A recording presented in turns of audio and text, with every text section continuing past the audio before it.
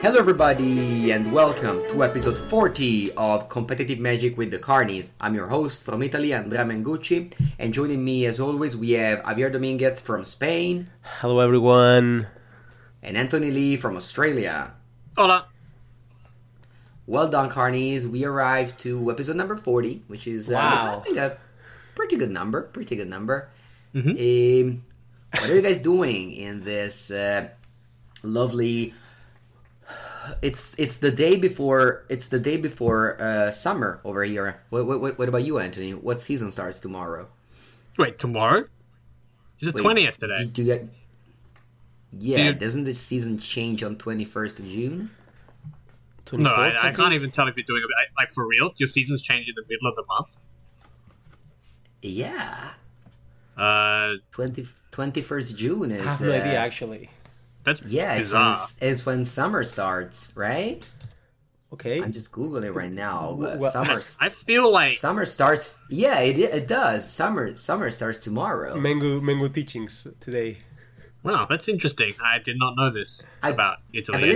I believe it's something like the movement of the sun. Like the sun tomorrow, I don't know.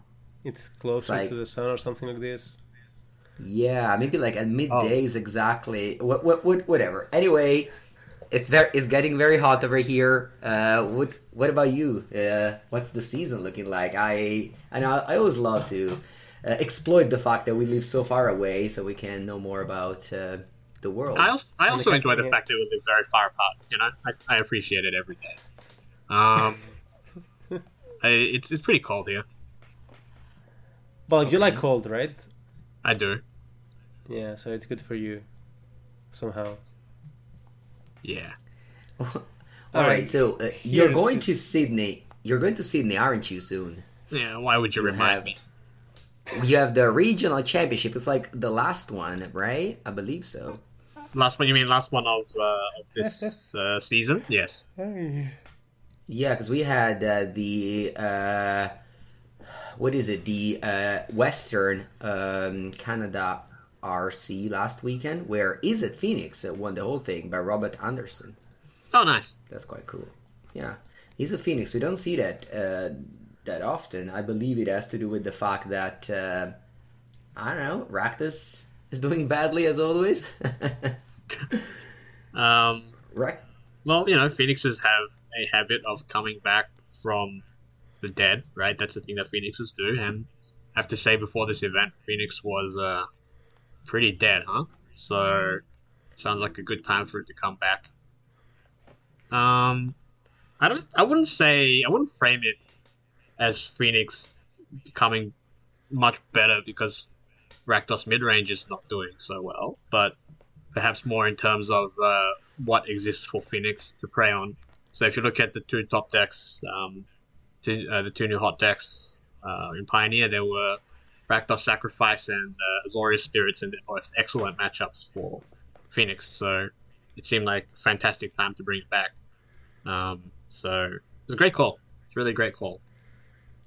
So yeah, it's not too surprising to see that it won in the hands of a real Canadian mainstay, I understand. So congratulations to him. Yeah, looking at the most popular decks, once again, we got Rakdos midrange, but actually the second most popular deck over there was not Mono Green, like for us in Europe, but it was Rakdos Sacrifice. Mono Green was the fourth one, which, I don't know, surprising to me, since Mono Green has been consistently doing very well at these events. Yeah, I mean, it was one of the best decks in Canada, right? It's just, I mean, I assume it's because it's perceived to be worse than it is against decks like Spirits. Like, in theory, Mono Green is like fine against Rakdos, but bad against the tempo decks, Spirits and such. But I feel like since Polukranas kicked in, that's not that true. I mean, obviously it's still fine for Spirits, but I don't think the matchup is as bad as it used to be. And for starters, I don't think it was that bad, even. Interesting. Yeah, I kind of think the same thing. Like, I think, well, for a start, I think Sacrifice being second most popular after regular Rakdos is mostly a function of Rakdos having been ridiculously popular before and kind of splitting off into... Like, a lot of the people who are playing Sacrifice now were playing Rakdos mid-range, the regular version before, and it was just so much more popular that even if you split it up, it still ends up being the two most popular archetypes, and not by any large margin though, right? So yeah, that totally makes sense to me. Mono green falling off, I'm guessing that's to do with the perception of a lot of spirits being around, I suppose. It's also one player though. Like it's not the third, but if one of the spirits players had played mono green, that would be enough to put mono green third. Oh really? It's that close? Yes. Huh? Yeah, it's Wow. 19 versus 18. Like Oh 19 wow, spirits, okay. 18 So it's mono not green. really So in it's fourth not. place. Okay. Yeah, it's not like it's 2 alpha spirits and 2 mono greens or something. You know, it's one player difference. A deck that was very popular in the past weeks was Easy Creativity, and that dropped very much. It did very poorly at the RC in Athens, and not that many people played it over here, and it didn't do particularly well either. So that is probably a deck that was overhyped. Would you say? Some of the creativity decks seem okay. I like the version that Siggy played in the US RC the most, the one with 2 World Spine Worms. The one with Gear Hope, I think it's a horrible deck. I don't know what it's good against. And I think the Atraxa one is mostly good in the same places as the Worm one, but like a little bit less so, and it doesn't work as well against green by quite a large margin. So, yeah, I think there's a very large gap between the versions of creativity. So maybe the bad versions of the deck, like, because they all get grouped together when they're assessed, right? So I think the fact that there are 3 versions and like 2 of them are atrocious and not very good might be dragging the whole thing down a bit. I don't know how good I think the Worm version is. Like maybe that deck is also not that good, but I think I think the stats are probably a little punishing to it overall. Yeah, the creativity one was a hard one for me because I was also trying that deck a lot, and at the end I felt that it wasn't that great against Rakdos, but I guess now Rakdos. Yeah, I mean, you say Rakdos is down, but it's still one of the most popular decks, so you still have to respect it, right? Oh yeah, definitely. And I don't know. I mean, I didn't think the creativity deck was good against green either. It's also very bad against spirits. So yeah, the matchup against green, you kind of fixed it with Coma in the sideboard, because once you creativity for Coma, you kind of win, and they don't really interact with your creativity. No, it has to be a fast. Like it has to be turn 4. Because there's a very good chance turn 5 is too slow.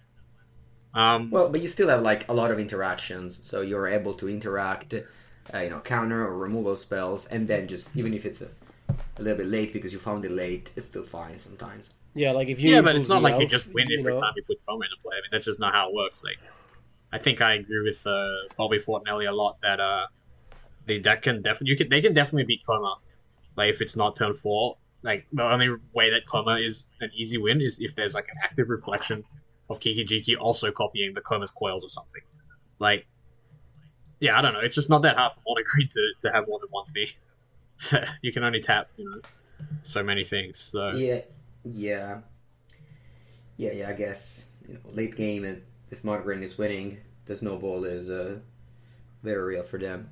But overall, Pioneer still, like, so hard to crack because not only you have the RC, I have a RCQ this Sunday. Javier has the Pioneer Showcase, and before going live, we were discussing about what to play, and we are kind of clueless, aren't we?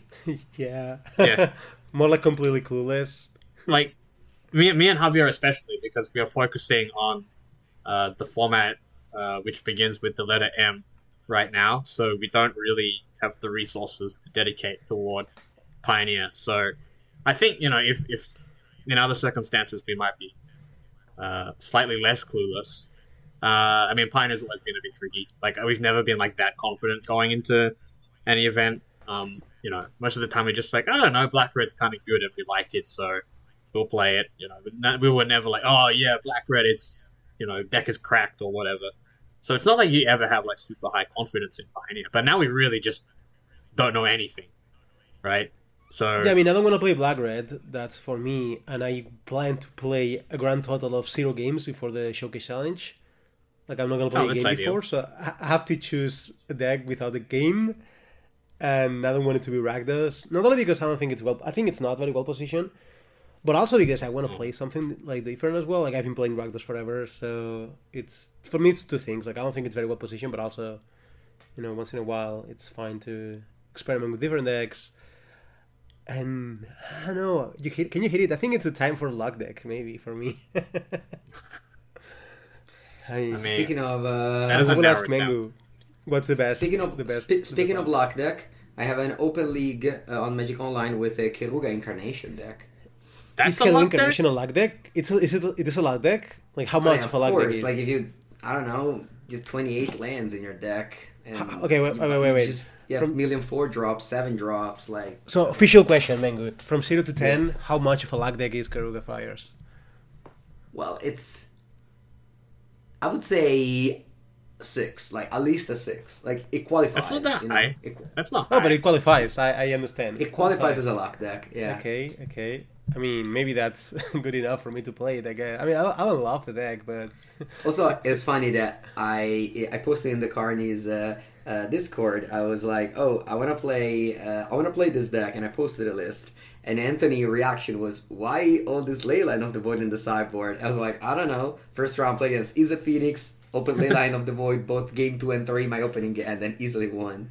So, that's why they put it in the deck. The Leyline of the Void were successful in that one match sample size thing. Is Leyline of the Void good against Sacrifice? Overall, I think it's a question that maybe also I make it myself, but also other people might also make it themselves. Like I have no idea.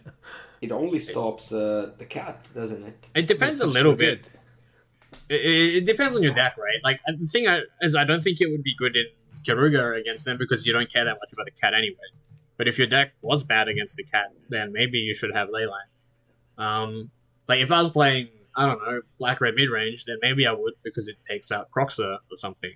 Right? If they have Croxa, Lucky Witness, and Cat. That's 3 things. Yeah, I mean, that's like maybe if I was playing like black-red mid-range, I would do it if I cared about the value stuff, right? I don't know what other decks would. Is there a world where you're playing like Keruga or a deck with Leylines and you're playing a Sag and you sideboard like 1? Yeah, I would do 2? That. I would really consider that. Yes, totally fine. Like even if you have 4, just like random throw. Yeah. Just because. Well, I mean, I don't know. Our friend Makuto had 1 Leyline of Sanctity in the sideboard. Yeah. Yeah, I mean, this is just that old argument where like people just refuse to like play non-max numbers of Leylines or whatever. Like, but if we're fine with putting like a non-4 number of Leylines in our sideboard, then why would we be opposed to boarding in like only 1 or 2 sometimes? You know, like the third or fourth one are not lost. Yeah, I mean, yeah. No, but because that's my intuitive answer. You know, like maybe sideboard 1. Yeah. I think it's a 4 for sure against some very bad matchups that you don't have. Like, for example, against Greasefang, I want to guess. Like, if you don't it's not a very bad matchup. Greasefang, Lotus... Greasefang is not. I would say it's a bad matchup. Phoenix. I mean, it looks like a bad matchup. I mean, you literally have only Binding and then you're like a tap-out sorcery speed deck. Like, yeah, but like a bunch of them, days like... of Incarnation. A bunch of things you tap out for are actually like quite hard for Greasefang to beat. Like, they have to like combo you kind of fast. So if you ever draw Binding, it's actually like really bad for them. Because there are other decks where like they can deal with the Greasefang thing, but then they don't actually like stop the Greasefang deck from trying again in a little bit. Whereas the Incarnation deck can actually like just make it too hard for Greasefang to win. Like by the time they get to try again, it's not enough. So like I'm not sure. I wouldn't go so far as to say like Incarnation is ahead or something, but I don't think it's like a very bad matchup or something. Like I wouldn't be that worried about it. Well, not with Leylines, that's for sure. And do you think Leyline of Void is a fine card against Monorin? No. Yeah, that doesn't sound very good, but like I mean, maybe it's playable. I mean, the thing is like it stops a few things. It stops. But no, but like you don't festival, kill things. You know, like what are you putting? Like they can't flashback the Storm the Festival for 10, but it's not like you put Old Growth Troll or Cavalier or Fawns in their graveyard. They also cannot combo you very fast. And they have to kill these things before they combo. Kind of, yeah, maybe that helps, but like this sounds like very marginal. Like if I'm bringing in against Mono Green, I mostly just want it as like a 4-mana enchantment that I might be able to sack easily or something. Like I mean, maybe that's well, that's the beauty of Leyline in that deck. Like yeah, like Leyline in that deck, it's not only a Leyline, but also like a Dark Ritual, because sometimes you play Leyline turn 1, and then turn 4, you go like, Incarnation, you get a Luznorn. Like an extra flyers. Yeah, I don't know, maybe, but like it sounds. I'm saying what Yeah. I think that's one of the biggest factors to put against Monorin. So Incarnation plus Leyland becomes a Luznorn, which can be very fast even without fires. Because without fires, you can never put a Luznorn on 4. You need a Leyline. Yeah, so it's like extra fires. Maybe for that. Yeah, do you think like maybe that's enough? Like these plus the fact that stop storms and I don't know. I'm just saying like those are things I have not tried, but I don't think. I think that it only stuff. Like, I don't think the other stuff matters. I think that it's just that like. I think you're basically only playing it as like extra fires if you draw them in your opening hand, because I don't really expect. I would never want to pay a card to make my opponent not able to like flashback storm the festival, you know, because presumably you have other disruptors that would do that anyway. So if that covers anything else, it would also. So you're not really destroying Troll or Cavalier, but you're mostly exiling it anyway. Yeah, that's what I said. Like it's just. I mean, sometimes in combat, but yeah, I understand. No, I mean for here, the big part of sideboarding a lane is the incarnation part, but maybe that's enough already. Like it's just like so good because you always want to get Yellow Snorn, right? Yeah, Yellow Snorn is just absolutely sick against that. So.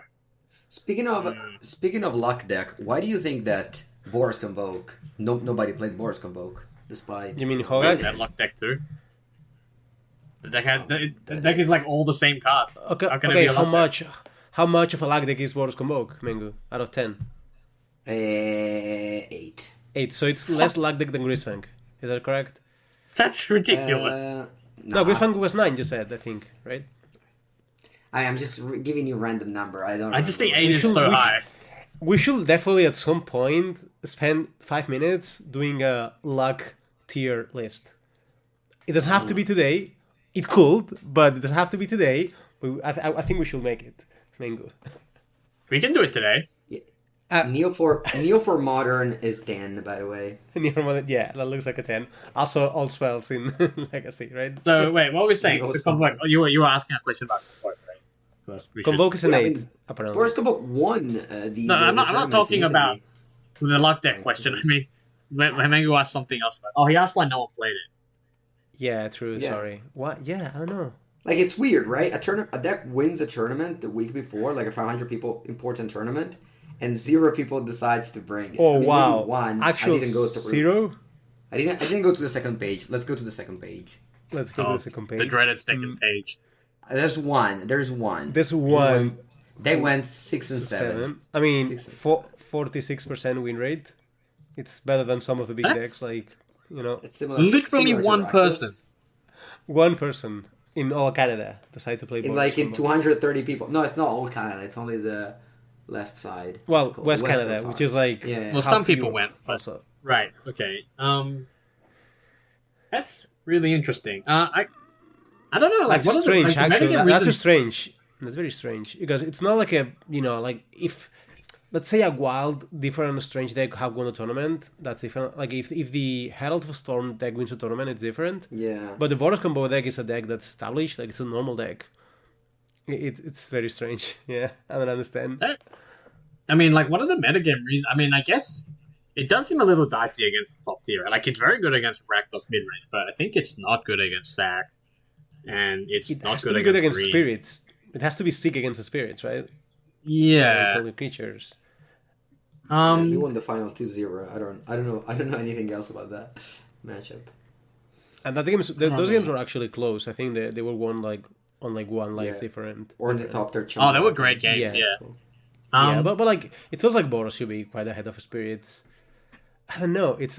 Well, I really could not give a good. I mean, like I think it's a little bit dicey against a couple of the top decks, but I think that just doesn't justify like basically nobody showing up with the deck. Like this feels like when we saw the Pro Tour Phyrexia metagame breakdown and 4 people and literally one person that wasn't on our team registered Greasefang. And we were like, we don't love Greasefang, but this is ridiculous. Like, how can one other person, decide to register it in all of the Pro Tours? Like, this feels like that, Like, that's just... Well, I mean, the biggest one of this was maybe this year in Worlds, right? Last year in Worlds, where all of them were like Grixis Esper, Grixis Esper, and then only Nathan show was with Grixis in the whole field. That was especially bizarre. Yeah. Wow. I don't know. I guess this is nowadays. Maybe 2023 extreme. Magic. Maybe that's nowadays like people we players like drop and pick up decks very fast. So sometimes if the community or like the hive mind, whatever, perceive that the deck might be a trap, but why did they think might that? just go to 0. But I mean, I don't know, because they won the tournament. So yeah. I have an answer. Okay, what's the answer, Mengu? Is that the competitive Magic with the Carnage podcast popularized the concept of luck deck, and people don't choose luck decks anymore. Like what? You just said monogreen. Infinite people play monogreen. Is that not a luck deck?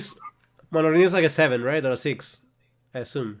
I mean, monogreen. Nah, it's fine. It's consistent. You play 8 elves, 8 3-drop, 8. Wait, so like Convoke. Wait, Mengu. Wait. Stop, Mengu. How can Convoke be a luck deck and monogreen not be a luck deck? No, I mean, no. Honestly, like, the thing that stops me from playing monogreen is that the mirror match is too hard. Or I would probably try to play monogreen if I could, here and there. But you play well of decks, Mengu. And then... No, but like the monogreen deck strikes me as actually, like, it's not like deck for me. I mean, sure, it goes to top deck mode, but like, But then why is Convoke a luck deck then? Like, we're not saying that monogreen has to be a luck deck. We're just saying how can they be different? I mean, Convoke is a deck that can do like 9 power on turn 2, or I don't know, they thought is your 5-drop and you do literally nothing the whole game. How's it different from like casting like Storm the Festival on turn 3 or whatever? Like, it's monogreen seems like the same. You have so much more. No, you have so much more threats in monogreen. I see. Do you? Anyway, let's. I don't buy it, but I agree. I think monogreen is probably one of the. Nothing. I think monogreen is like one of the hardest decks. I actually have felt it a few times. Yeah, it's very hard. Seriously speaking, though, just want to make it clear. Anyway, we did not clear any of our doubt, right? I mean, after our 21-minute talk, I still don't know what to play on Sunday, and you probably... Well, I can help you if you want. I suggest not playing any deck you have not played the game before, ever. Oh, no, this is impossible then. Yeah, that doesn't help. This again. I'm gonna lose again. I did not expect this answer, Mengu. No, I'm gonna lose again with Rakdos. No. You're allowed to not play it. Or you could play one of his decks that are like, you can play Gruul. Like, you can play a deck that's normal Magic. Like it's like combat-based mid-range decks. Like Rakdos, but Gruul. Yeah, I mean, Gruul is like Rakdos, but better than the mirror and worse against the rest, right? Mostly. You could play that one. I don't know. Yeah, because that's what he really needs. A Rakdos that's better in the mirror because. I don't know. What should Mengu play? That's a very hard question. No, so today I played a Modern League with Bring to Light Scape Shift, and I enjoyed it very much. So I was thinking, what if I just net deck Lucas Onhay top 16 Legacy European Championship Athens list? Sure, I think nothing could go wrong. That's a big point, actually. If you can get a deck that has a guide with it, that's a good guide, I think that helps a lot. Right? Ooh, that's true. Actually. Yeah, I agree. If you can get a cyborg guide, yeah, I agree. I think if you're going to play a deck you haven't played before, you should have like a guide. Yeah, like you pick a deck that's made by someone builds decks well, and you have a guide. If you have these two things, you're good to go, I feel. Yeah, like there's a lot of nonsense out there, but like you can trust like Lucas Honey or Bobby Fortinelli or whoever, all those other, or the Lotus expert whose name I can't quite. I think it's Raced or something. I hope that's right. But no, Raced. R-A-E-S-T. Raced. Yeah, Raced. Yeah, like you have like experts like that for a deck that makes a deck more attractive, right?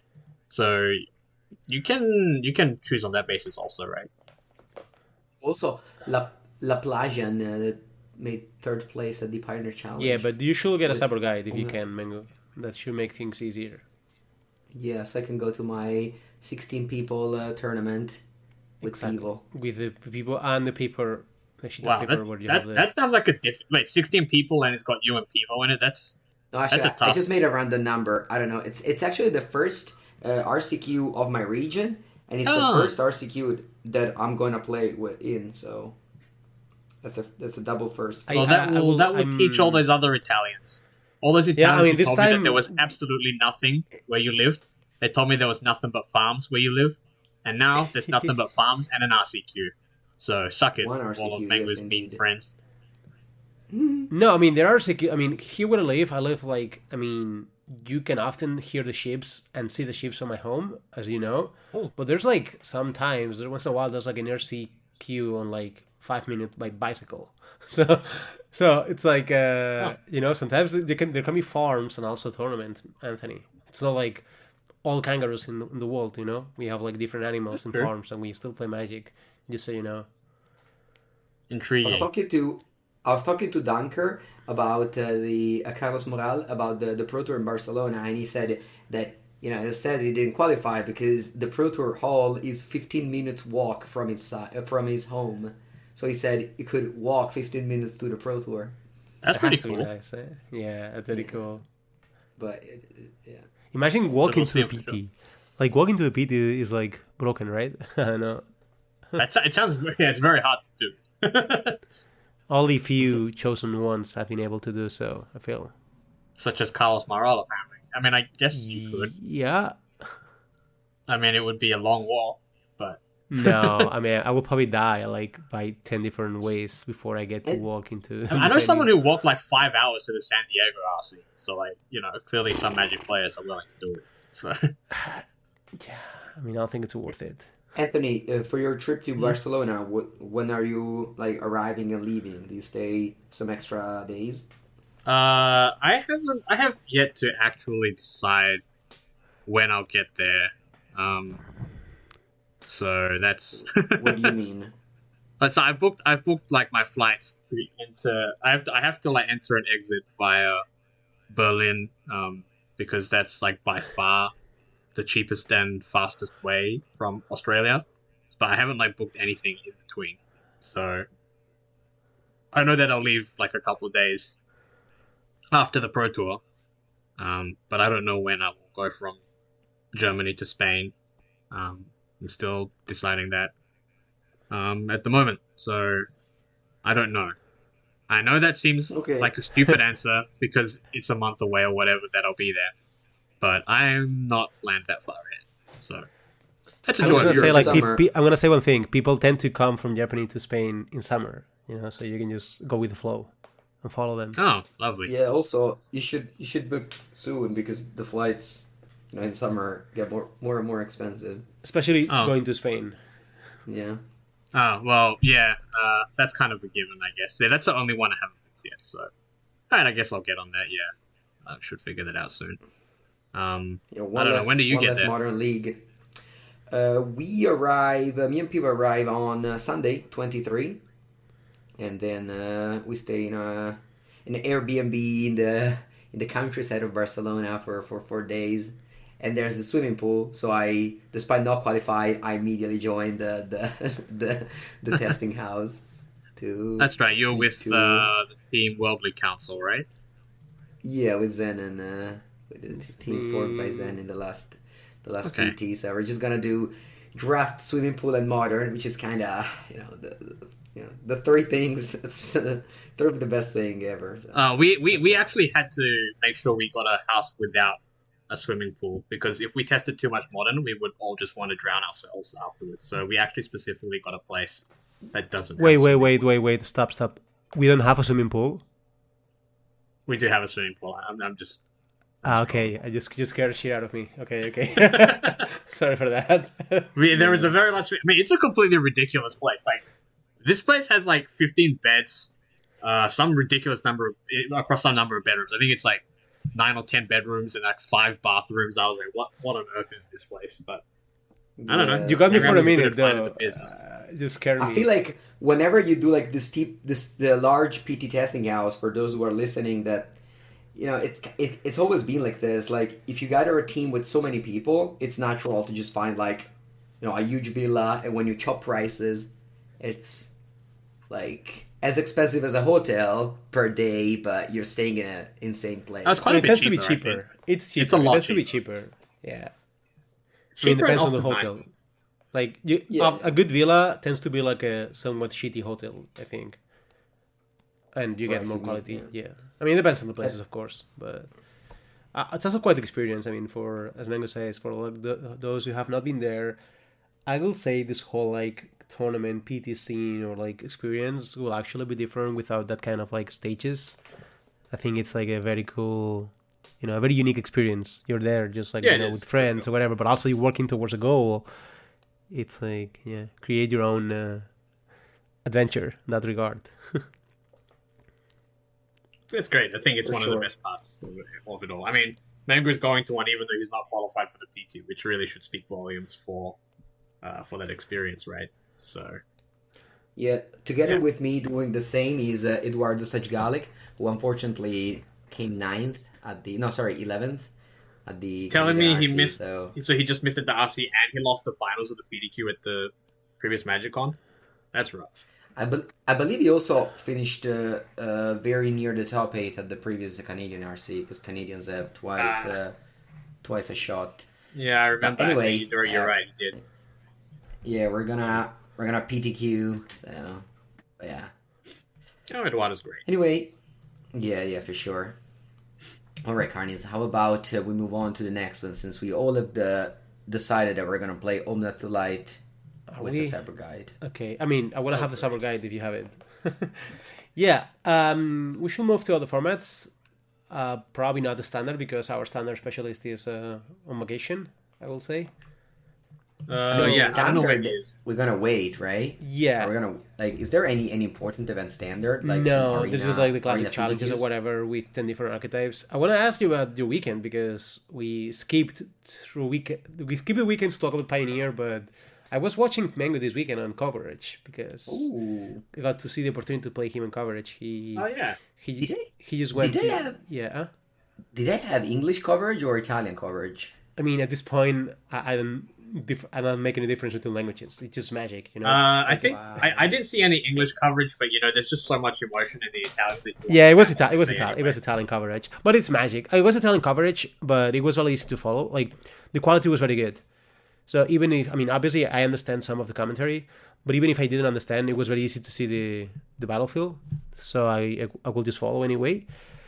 And it was good to see you. I always like to see Mengu in camera when he's playing, so I can point him afterwards the mistakes he makes, but he doesn't make mistakes, so I can say anything. But yeah, it was good. He was playing on the Paupergeddon, and maybe talk about the experience a little bit, because I think it's cool to have this big tournament. Or it's the Paupergeddon. I've been flooding my social medias with those. So if you follow me on Twitter or Instagram, you definitely have noticed it. But so it is a Pauper event that happens every 4 months in Italy, and it's just the biggest thing. Like Pauper players, it's like the Pro Tour for Pauper players, and if you play Pauper, you're just gonna follow this tournament. You're gonna play your local league to grind for getting a bye, and you're just gonna just pour your heart out. There was last time there was over 600 players in Lecco. This time it was around 480. It's summer, so a lot of people decide to go to the beach, I guess. So swimming pool. It was extremely hot. It was extremely hot. But the organizer, Bose MTG, was great. We had a very good location, and we actually on Friday I played in the Pauper Invitational, which is this Italians community have this tradition every year to make this tournament where they invite all the people that top 8 at the various Paupergeddon, the people that won the various leagues, and I was one of them. So we were 50, and I got to make the top 8 starting from 0-1-1, which is quite cool, I would say. That I got there with the second tiebreaker, and then I lost in the top 4 to, I would say, the most popular Pauper content creator in Italy, but also member of the Pauper format panel, who we tested together for this event, the Boros Synthesizers deck. Also, I think I should mention that I picked up a draw, and I very rarely picked up draws, and I can clearly remember that the last time I picked up a draw was exactly against the same archetype, Altartron, because they got to infinite life, and I couldn't attack them, and their deck could not win the game, so we played like a little bit, and then came to time, and then we drew. So that's not great, but it's kind of weird that I only pick up draws against this deck recently. I mean, that doesn't sound great. I don't know. Yeah. I mean, if one deck is gonna... I mean, if you're gonna get multiple draws, if they all come from the same source, that seems like it would make sense to me. Yeah, we were talking about this, and a friend of mine, is a good Pauper player, said something like, if this deck was playable on MTGO, because it's not on MTGO, like obviously you would lose every time you get to these spots, this deck would get banned. But since it's not, they don't, because as always, these older formats, I would say that the online impacts way more than paper, similar to Legacy. But I want to stress how much these events are important for a tournament. And yeah, as you mentioned, the community was just great. Like, they have all these people working, like the coverage. Like you mentioned, the coverage was great. And it's just all people that, really, really try hard. Everyone wanted to comment. I believe at the end, the final was commented by Eisen and Gavin Verhey in English. It was just a community event. Everyone wanted to take part. I believe at the end there was like 1,000 people watching the final on coverage on Twitch. Yeah. But this was the main event. So on Saturday we had the main event with a lot of people. It was 2 days actually. I like the formula a lot. It was 7 rounds day 1, 5 rounds day 2. So you don't have the classic 10-round bomb event where everybody just wanted to draw and go home in the top 8. We actually got to play out the top 8, and I really liked today's event over a single day event. So again, props to the organizer who decided to spend some extra money to make an event 2 days, because of course, after all, it's all about the money, and it was good. It's kind of, I have two thoughts about this. It's like, compared to the showcases online, they're kind of smallish, and they're the large one compared to the showcase is 200 maybe, and the challenges in Pauper are 40 players, and there's 5 to 600. That's very large. You say online impacts way more than this kind of tournaments, but that's surprising because it's if you have huge GPs compared to if you have huge standard GPs compared to small standard challenges online, right? That's something, I guess it's good to think about. Same as the Four Seasons or this American tournaments. Exactly, there are 500 people playing Legacy, whatever, and then the challenge is 40 players, and then people say you have to ban a deck because there's 6 in top 8 in a 40 players field, but then if I had a tournament, players doesn't count, and that's kind of strange to me. I don't think it makes sense. I guess it's just how online Magic works, where it looks like everything is Magic online, but it's not true, I would say. Yeah, I guess the information is transmitted better online, right? Yeah, because the deck lists are very easy to access. Yeah, it's very easy to find the deck list, of course. You can you blink and you have your top 8 challenge deck list everywhere. Yeah. On Twitter, all the pages, You have all the Fireships posts here telling you the deck list, and you know what's happening, but you don't know what's happening on Italy or American tournaments are usually a little bit faster to spread because they have a better English connections or whatever. But they're still I feel like they are underrated compared to the to 40 player challenges where we just take them as big deal compared to those tournaments. I think that's not that's one thought. For example, I recently tweeted something like Ponza and Boggles are overrepresented online because people tend to play them while double queuing, whereas in these events I've never seen them. It's so rare that I see. I believe there was one Boggles player in day 2, and I don't know about Ponza, but I swear I just never saw anyone playing it. And also Mono Red is another weird one, because ever since they printed Monastery Swiftspear, everyone just freaked out, and now they printed Vren's Resolve, which also excellent, right? And sure. It's a constant thing that every Paupergeddon, Mono Red does not make the top 8, and it's been like this ever since I follow. So it is. Yeah, I mean it feels like it's really just a different format, and again, the fact that you're in real life with so many people. Also, the Pauper players again don't really play that many formats, I want to say, so I don't have the chance to see them very often. So whenever I go to these events, I feel like I'm not even in Italy. I'm with so many people that want to meet me, want to take pictures with me, and etc. Whereas if I go to Four Seasons, I barely get any picture anymore because I'm always there, Everyone who wanted a picture already got it. I will say you still get a fair share of pictures every time I'm with you. Yeah, but this weekend was a lot. It's was a not lot very easy more. to sit down with Mengu in Italy, have a conversation, and no one wants a picture with him. It doesn't happen very often. Just saying. Yeah. But anyway, it was a great event. I got the thrill of making the top 8 of a 2 days event. So yeah, actually high pressure matches. Like the matches are also in pop. Like the matches are so close, and you have to play fast, and it's just a lot of people watching. It's super hot. Yeah, it was. It was. I got very emotional when I picked up a loss in round 10, I believe. I was like playing fast, and maybe I didn't play very well. I felt like it was a loss. I mean, at the PT, like it really felt like it was it was an important loss. Again, it was not that big of a tournament compared to, I don't know, a RC or Pro Tour, which I've played in the past weeks. But I really felt like it mattered for me, and I was very glad to make. That's very cool. I think that's very cool. I think that this is also like magnified by the fact that there are 2-day events. I think they make these feelings happen more because you're playing already for what you played before. For sure. Honestly, I'm kind of jealous. Like I think that's a very cool experience. Like I know which exact feeling you're talking about. Like the feeling of these tense matches where it matters to you. It doesn't matter in every tournament at that point. It just matters like you're like trying your best there, and that's very cool. Nice. Yeah, there were some foreign players. I've played against a Polish guy, a Czech guy. So my winning in was against a Czech guy. Oh no, sorry, a Polish guy.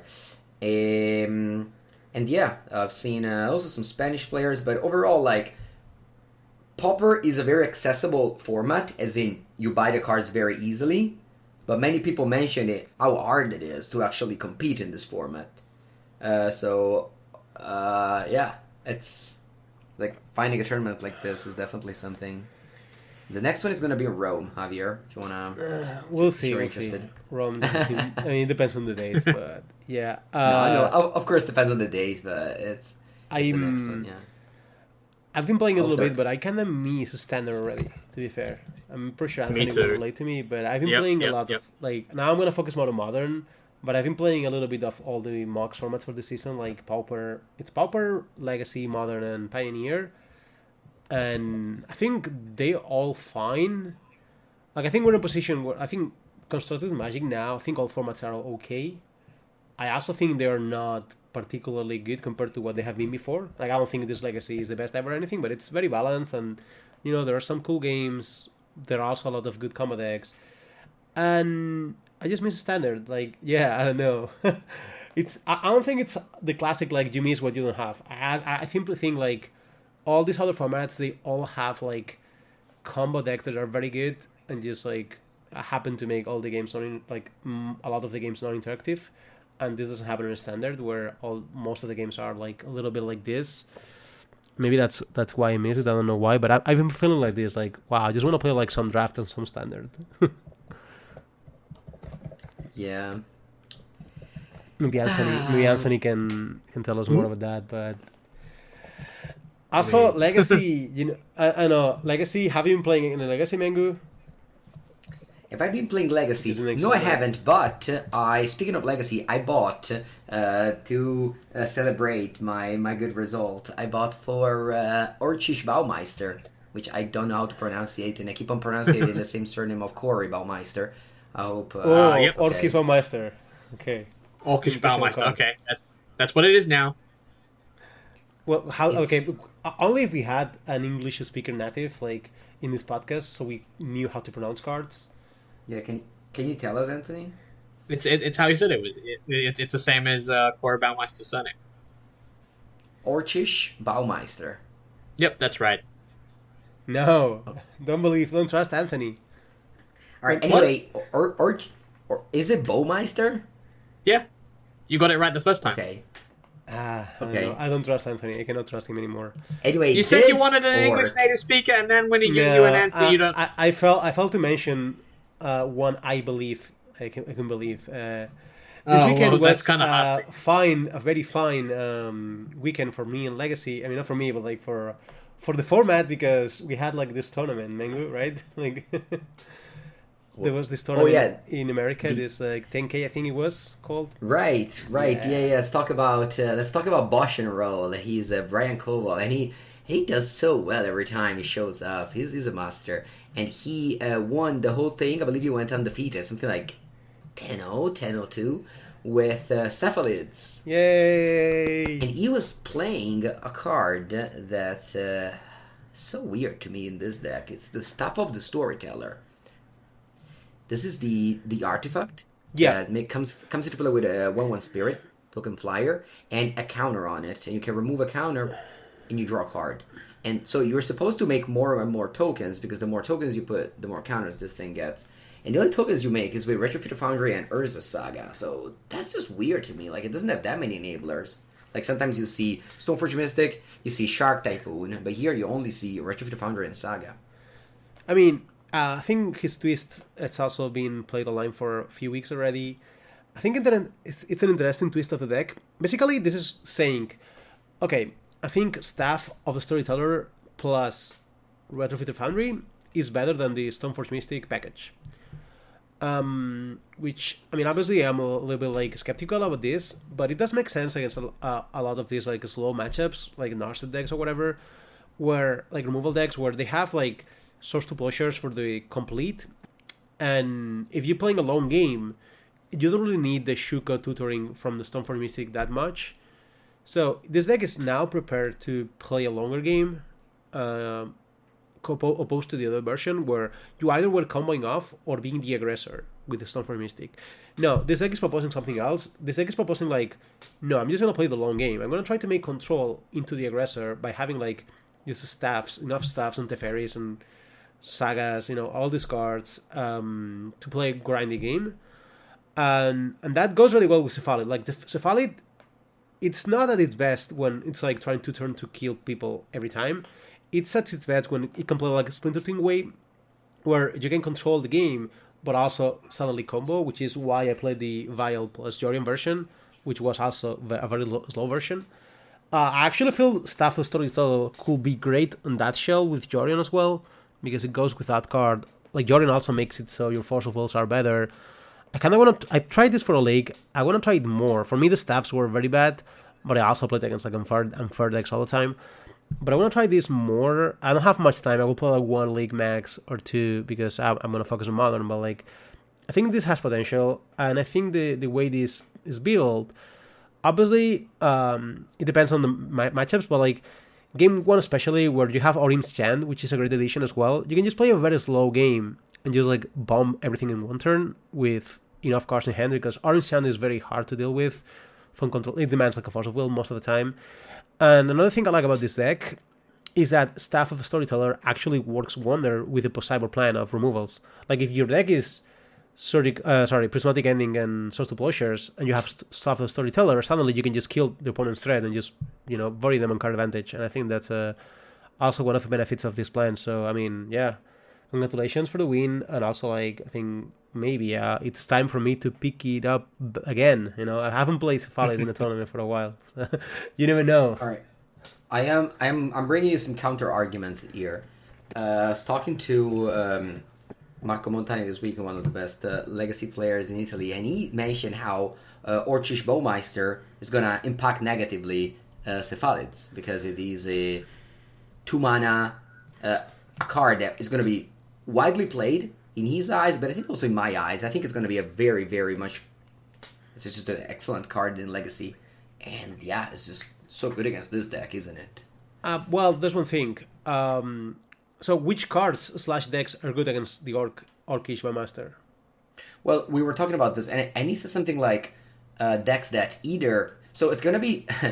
it's something like the Vren 6 effect, which is you either play a deck that doesn't have like X1s or doesn't draw extra cards, or you play extremely fast combo decks that will bypass the orc. So that's something like, but those decks, like decks that do not draw cards, are actually the good matchups for this deck. Oh, so you're saying like it's not clear to me, like if Orcish understand.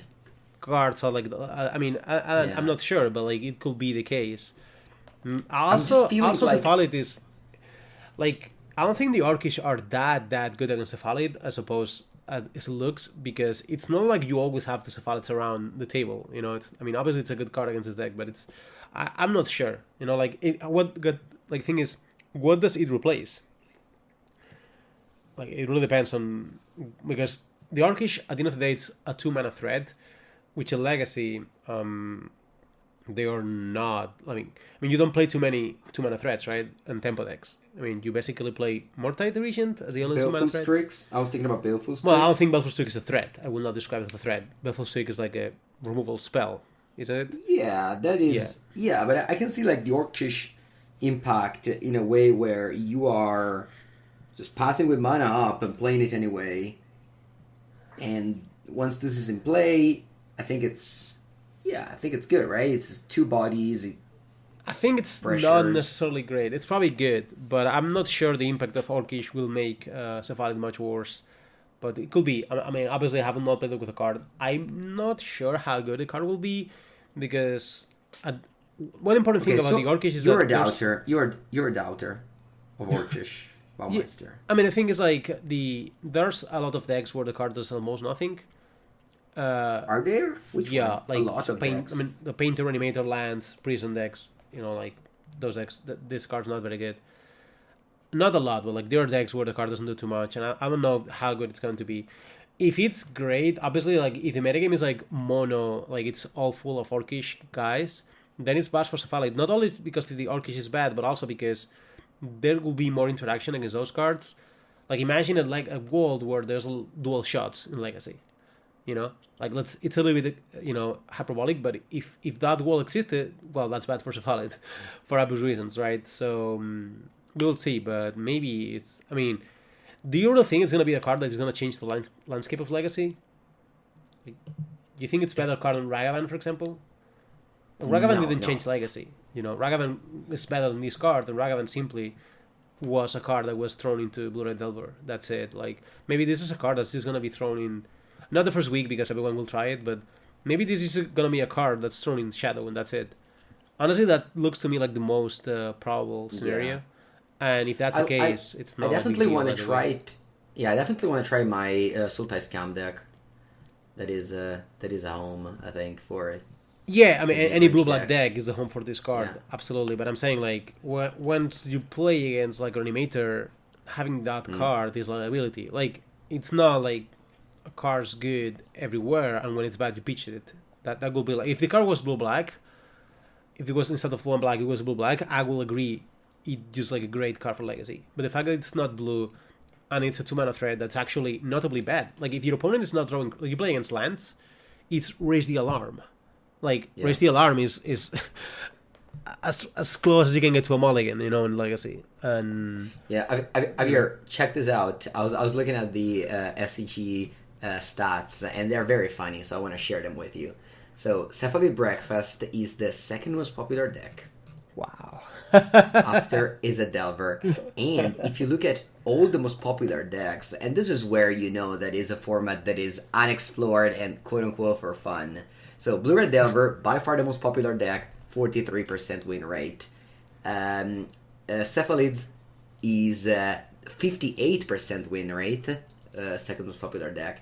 And then you have a lot of decks that are also very popular, like Mono Blue 8cast, 47, Reanimator, 39, Death and Taxes, 47. So it's like every most popular deck is just bad, basically. And yeah, I kind of like this. Makes me smile. Like, this is fun to me.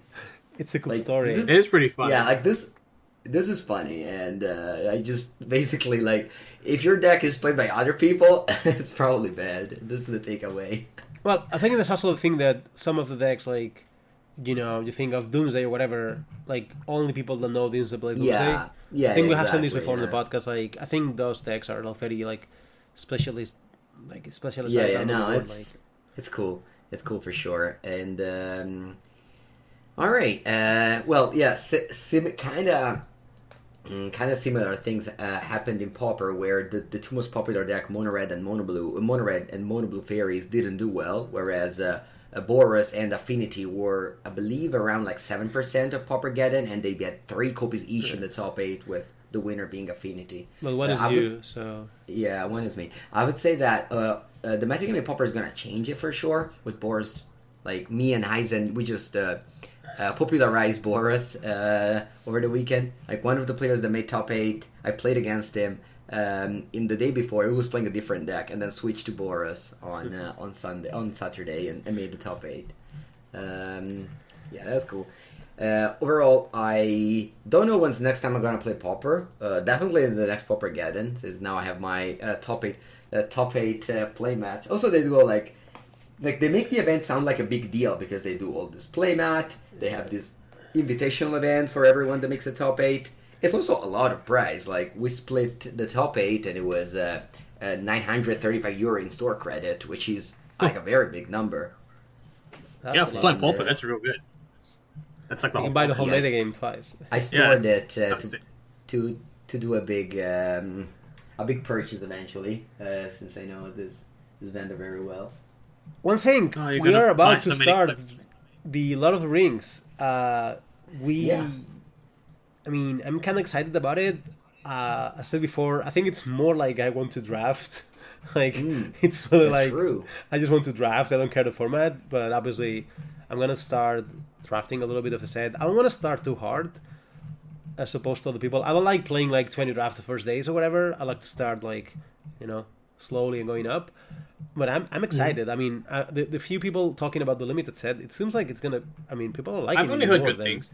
I've only heard good. Yeah, things. I've heard. I mean, obviously we go through the all classics like this is bomb based, this is whatever, this is tempo. We all know the cycle of limited. But this one, compared to Phyrexia or March of the Machines, and Mars eventually ended being great, people are kind of liking it. So far, I'm getting excited. That's true. Yeah, the immediate response is positive. Yeah. Yeah, and that's unusual. It also has an Evolving Wilds, which is a type of card I always like in draft sets. Yeah. Thank you. I mean, Shire Terrace, I assume it's a little bit worse than Evolving Wilds, but I'll take it. Sure. Similar enough. Is it better or worse than Evolving Wilds? Actually, it comes to play untapped. Gives 1 mana colorless, and you pay 1 and sacrifice it. You do Evolving Wilds.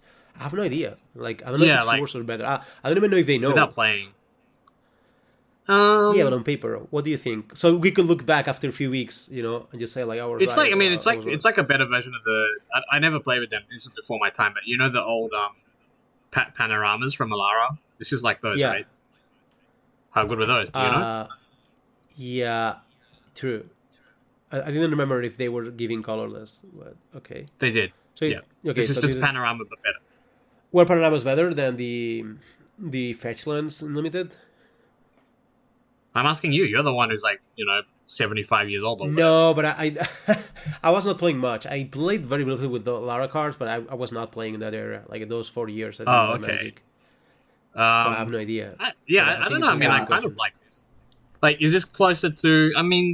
It's tough because then I'm like, how good is this compared to Shimmering Grotto? But this is quite a bit better than that because it's better at casting expensive spells, which is the kind of thing that you want to splash for more often. So, I don't know. Mengu, what do you think? Do you think Shire Terrace is better or worse than Evolving Wilds? What's the card again? Sorry. Shire Terrace. It's a land colorless. Shire Terrace. Yeah. Shire play and tap. You give 1 mana colorless when you tap. Yeah. So. It's similar. It's slightly worse than Ash Barons, which of course is an excellent card. Yeah, but obviously that card. And kind of. Oh, that's an interesting one. So on turn 1, it's bad. Well, Evolving Wilds is great on turn 1. That is. And this true. one is great on turn 5. So, which one do you think is better? It's not always better on turn 5 though. What if you have maybe you have a spell that you want to cast next turn, but you can't spend the extra mana to sack this as well. I don't know. It's not just better than Evolving Wilds later. It's not a given.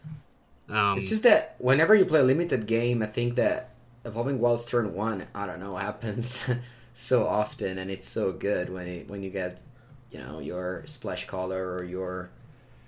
I would say I prefer Evolving Wilds, but again, I haven't played with this one. So no, but we can revisit this after some weeks because I feel like it's tricky because you win Evolving Wilds is so good game 1, but you also lose games because you have it as a 5th land you cannot curve out. So it's I think it's gonna be interesting. I think it's a good design for that reason. I feel like it's good design. Like the fact that we don't know, it's I think it's kind of cool. Yeah. And overall, it looks like great. I mean, despite that they're the classic, like there's 2 or 3 rares that you will be never beating, and they will just spoil the games whenever they show up. At least this time they seem to be. Sure, that's every format, whatever. Yeah, because one day they will make a format without them, and then it will be a great format. Will it? I don't even know. No, I think the reason. I mean, that's pretty sure that the reason why they keep putting them is that so that people might win, and then they can get hooked up with Magic, even though. No, I mean you can variance win is important. if you can win even if your rare doesn't always win. You can if your dragon is very good and you win. If it's not killed, that's already like I'm fine with Winslayer Angels. Winslayer Angels are okay. I'm not saying that. I'm not saying that it's. I mean, I think it's fine to have those cards because you splash them unlimited and it's fun. I just don't like the unkillable rares like the Witch King of Anmar. Like, sure, you just cannot kill. Well, there are no planeswalkers, I heard, right? No planeswalkers. So that's gonna be better for limited.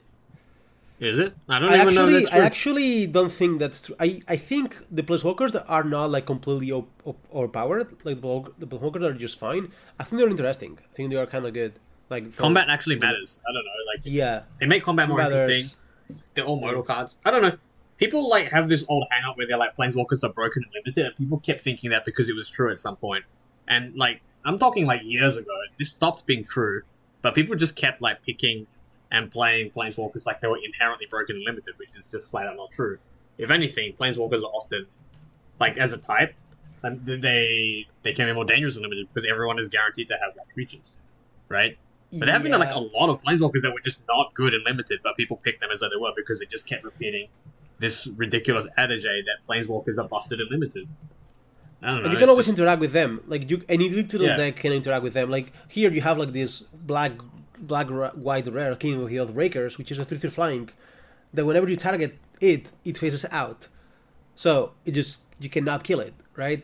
And I mean, I don't think this is gonna be like the best rare in the set or anything, but I think it's gonna be a card you can basically hexproof. Like I don't know, I just think planeswalkers are fine because you can always interact with them because you can attack them. Like if you're winning or whatever, if you have a board, you can attack the planeswalkers. If they have like this untouchable creature, then you cannot touch it. I don't know. I just don't like the presence of these cards. I think they're, I know. I mean, they're good or whatever. I mean, I don't mind playing with them or against them, but when I'm drafting for fun, it just I don't like when they're in the sets. But I don't know. I would just push back against that idea that planeswalkers are inherently good and limited all. I actually agree a lot with Anthony. Like, any of those rules, just throw them all out because there's a lot more like that, right? Lots more rules like that are just no good. Like that's just not how limited works. You don't just get to say like this is just true and limited because every single limited format is different enough. There's no such thing as that. There's no such thing as like a vanilla test or whatever other nonsense people come up with to try to apply it to every limited format. Just throw it all out, Mengu. It's all nonsense. Well, that's the nature of limited, right? Like limited by itself, it's like all formats are the new ones. That's what I'm saying. I mean, I think that's the whole point. I think that's why it's good and also why it's deep. And it's also like it's very limiting to. Very limiting. That was Anthony. But it's very limiting to think of these things. Yeah. Speaking of limited, Anthony, I have to share a very good news to you. I don't think you have read it or commented yesterday. I posted in the Discord. We have made some changes to the cube, and we have cut Teferi, Master of Time. Oh, finally. You didn't know? I mean, it doesn't even affect me. It's just better for the people that you cube with. You didn't know? We tagged in your Discord, I tagged you on Twitter. Have you been like out of the world for a day? I don't know. I mean, I guess I just didn't see that one specific thing. Twitter nowadays is all, it's kind of bad, so... Well, yeah, so he got Teferi finally. Anthony loves Mengu's Teferi. For multiple reasons. No, I mean, I think it's very funny. I enjoy the fact that, it cost Mengu a lot of money to do something that he was told explicitly to not do and deeply regretted it afterward, right? So to me, that Teferi Master of Time is a symbol of victory, but, I really feel it shouldn't be in the queue because it's the heinously weak card that's worse than uncommons in the same set, right? So it's great to see that it's Visionary? What's that? Is actually fun fact, we put back in the cube Landmark Visionary, which is from the same set. Oh, so I think it's that one. But I mean, like, I think Teferi is just a worse card than like Reign of Revelation, which is just in the same set, and I think it's a better card at doing the same thing. Oh, that was the comment. Yeah, it's better. Okay. Because like your opponent can't interact with it. Like it actually puts you up cards immediately. Like I don't know. I think Reign of Revelation is just a way better card than Teferi. But you never once thought about spending 100 euros. What's that? No. You know what? Teferi is a plus walker, so it must be good and limited. That's why. Oh my god. Yeah. Oh. Anyway, I see Mengu cutting it as a sign of maturity. So thank you, Mengu. I'm glad that you. We decided to go from 90 blue cards to 75, so we had to cut 15 blue cards, which was not easy. Something like it was easy. You get to cut the ferry. That's like that's a free space. That's already number 9 gone. We cut Factor Fiction. I insisted on that. Oh, what? No, you can't cut Factor. I think even if it's not the best card, it's too fun. You have to leave it. I think it's very fun. Yeah, I agree there. But maybe, I mean, if there are better cards, I guess you can. If you don't like it, you don't like it. I mean, fun is subjective. Like, if he doesn't like it, it's fine if he's cute. But I think it's fun. He's not even a magic. If he doesn't think Factor Fiction is fun, he's not a magic player. That's just. I had to make some cuts. I mean, it's hard. It's hard to manage a cube. There's 75 slots. You can't find one space for Factor Fiction. Yeah, you have no idea how hard it is to keep the cube, like, because every card is like, oh, this card's so good, or so fun. I wanted to add Chrome Host, Seed Shark, and Roan as well. Maybe Shark I guess those are fun. Yeah. I had to make 15 cuts, 17 cuts actually. So yeah, it was hard. Anyway, let's go. I have actually a cube queued up. Very soon. Do you have time for one more question for my the Bluff Carnies? Okay. Is there any card you're looking for specifically to play in Limited, the new set, or whatever? Is it for me or for Anthony? For both. You're both Carnies. In Limited, I don't know, so I'm gonna pass on that one. But I should have. There is a card I'm excited to try in Constructed, in Modern, and in Legacy. It's the blue-red. It's the blue-red cards that works well with Wizards. Did you guys see that one? Oh yeah, Flame of Anor or something. Yeah. Not that many people talked about it. I want to try the Murktide. What? What are the wizards? Yeah, I had some wizards. Maybe is Murktide maybe a wizard now? Good old Snufcaster maybe. Is Dragon wizard? Dragon's Rage. No, Dragon Rage Challenge is Shaman, right? I think it is a Shaman. Maybe, maybe I cut the Murktides. Okay. Imagine making this card and just like, they never thought it would be out of draft, and now it's like, yeah. Anyway, Flame of Honor seems great, right? If you control a wizard, you draw 2 and deal 5 damage to a creature. If you control a wizard, it looks like a very good card, yeah. Well, yeah, I mean, that's just that part where you control a wizard. Doesn't have any wizards. So, yeah, you control a wizard is a hard part. Otherwise it's... Alright, my job will be to build a blue-red deck with this card for content. Alright, what about you, Anthony? What card I want to play the most in Limited? If you are excited about any... I mean, if any, maybe not. Maybe you're like, I like kangaroos, I don't like cards. That's fine also. Yeah, I don't know. I mean, I don't really feel that way about the formats in general, because, I mean, your opponents get to play those cards as much as you win. Some cards are fun, I just don't know yet. Yeah. Maybe I'll say Shire Terrace, because now I want to know if it's like... it's kind of a boring answer. Like, now we've talked about it, I want to know if it's better than the Evolving Ones. I don't think it's a boring answer. Yeah, it's a good answer. Yeah, whatever. I give a lot of boring answers, that's just me, but... So I mean, I'm just neutral in general, but now we've asked this one specific question. Now I want to know. So I'm going to go with that one. Yeah.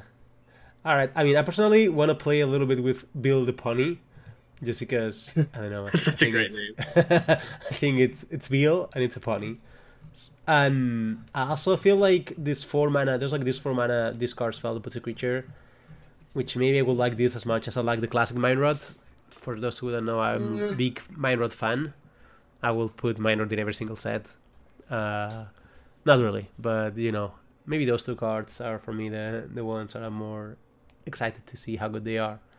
Maybe this one is very bad. Who knows? The mascots in general are kind of interesting. That's true. Yeah. Yeah. I mean, I'm gonna be seen playing those cards more than other people. I will probably lose because I have those cards instead of the cards I should actually be playing.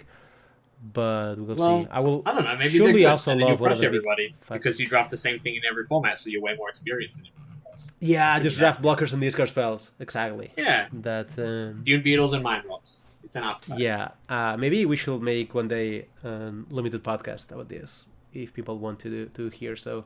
Just All about right, limited stuff. maybe it's time to let Mengu go cube before his friends start knocking the door and just rampaging around. Shall we? Yeah, I also saw the news that they opened the PTQ registration for Barcelona, so I have to register to the PTQ on Friday. I'd be fast. Yeah. We should have. Yeah, I mean, congratulations on qualifying for the PDQ Mengu. So that's nice. Isn't it off right? Yeah. Yeah. That was an old Alexander Hayne classic. If you bombed out of the PT or a GP, he would tell you congratulations on qualifying for the PTQ. It sounds like a Hayne thing. Yeah, it does. Now you say funniest magic. A lot of people try to qualify for the Secretless Showdown instead. Oh well, see, I take that to be the measure of how serious a player is. If a player is playing in the PDQ instead of the Secretless Showdown, I respect that because it means they really care about the competitive thing. Because those Secretless Showdowns, the payout in them is great. It's really, really good value, but it doesn't go further than that. Whereas people who play the PDQ are, they're sacrificing some value to try to make it on the big stage. So I respect that a lot. So I like that. If someone tells me the PDQ in, they're already a winner in my eyes. Unless they're we're don't paying, win PDQ. We're paying, I don't know, 50 euro to enter the room, 110 euro to play the PTQ. So you're paying 160 euro for my respect, man. So, the that's prices not that bad. of these events. That's a cheap price. Crazy. Yeah. Whew. Okay. All right, let's wrap it up, guys. Thank you, everybody. Yep. Oh, actually, before saying goodbye, we should thank our new Patreon, Jacob. Thank you for joining the podcast. Thank you very much. The stay in the Discord channel where I posted my Paupergeddon list before. I played in it. Woo. You're going to post your RCQ deck list as well when you figure out what it is. And you too, guys, if you want to share your RC deck list and the Mox showcase lists you're about to play or you are playing, feel free to share. I mean, we have we have a Discord with people that are definitely eager to read about what we play in events. I might start taking deck pictures. I don't know. Whenever Mengu doesn't tell me to do so, I keep forgetting. Like, even in these tournaments in Italy where I had the Dog Planeswalker and a very cool deck, I forgot. Like, I wanted to, and I forgot. I'm so bad at this. I always just get bullied for my aesthetics when I do it. I remember one time we had Lucas Batude, as a joke, post a photo of one of my decks as one of his, and then he started receiving hate mail. So, it's kind of rough. Whenever some people play Paper Tournament and post a deck list with a link or a screenshot to a deck list, I take it as a big sign of not just laziness, but also you don't care that much of your follower. This is what I take. What? No, maybe they care more. They're making it easier. It's a better way of transmitting information. It's literally the opposite thing of what you said. But it's less beautiful, Anthony. You're losing the art of it. It's more functional. That means they care more about providing help to their followers than looking good. Anthony lives in the part of the world where aesthetic, arts are not meant to be useful. They're meant to be beautiful. So it's a balance. It's not really that useful. Yeah, exactly. That's why I forget both equally. I forget functionality and beauty. I forget everything. Yeah, that's what I should expect in Barcelona. That's why their building and their architecture is famous in all the world. Yeah, the Australian architects are famous in all the world. Yeah, exactly. Yeah, there's a Sydney Opera House and the Sydney Harbour Bridge. Oh, so you love Sydney? That's what you're saying. No, I mean they have one thing that looks cool there. That's it's pretty cool. To be fair, I remember being there. It was very cool. All right, enough Australian sponsorship. No, actually, one thing I want to say. All I remember about the Sydney and Australia is Pokemon Go. Everybody was chasing kangaroos when I went there. Yeah, everyone. Every Spaniard was they were waking up to catch Pokemon. So, I also remember that. Never gonna forget what I'm Kangaskhan. Yeah. PT Sydney. When was this? 2000? I don't know. 16. 2000 Pokemon. Eldritch Moon. Whenever that was. Yeah. Yeah. Anyway, that's it. Officially wrap it up. Go to your queue. Bye. Goodbye. Cheers.